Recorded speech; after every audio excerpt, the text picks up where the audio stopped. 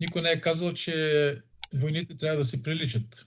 Първата световна война и Втората световна война си приличат само по това, че са световни. Сега върви и третата, която, разбира се, има собствена логика, собствена специфика, собствени проявни форми.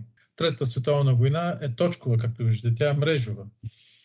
Тя започна с конфликт в Украйна, след това, както виждате, се прехвърля в Близки изток, който има потенциал да взриви целия регион, а оттам може да се пренесе в...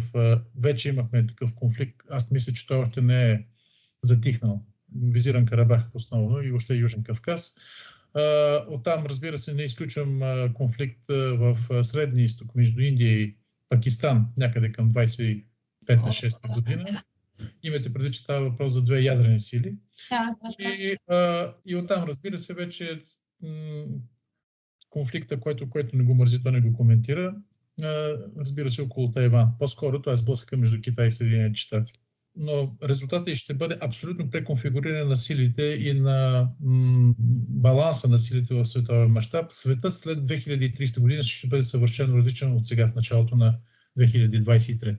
Европа е единственият континент, който имаше, ако щете, икономическата, технологическата, финансовата, човешката мощ да стане алтернативен център на силата и да постави кръст на американските глобално господство.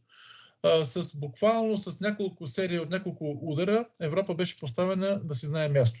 Първо, Европа беше лишена от ефтините руски енергийни източници. Бяха прекъснати всякакви връзки между Европа и Русия, тъй като руските енергийни източници и руските суровини гарантираха индустриалното бъдеще на Европа.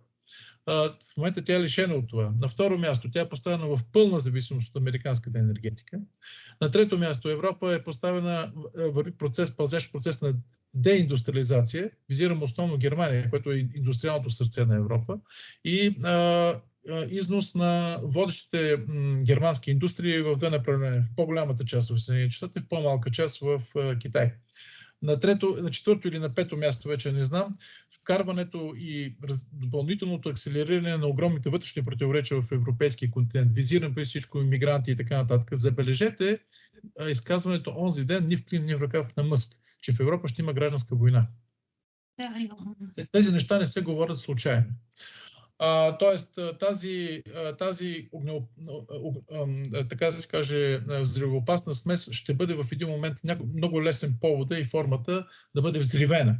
Вижте само манифестациите, които са проарабските и пропалестинските, които се случиха във Франция, които се случват в Англия.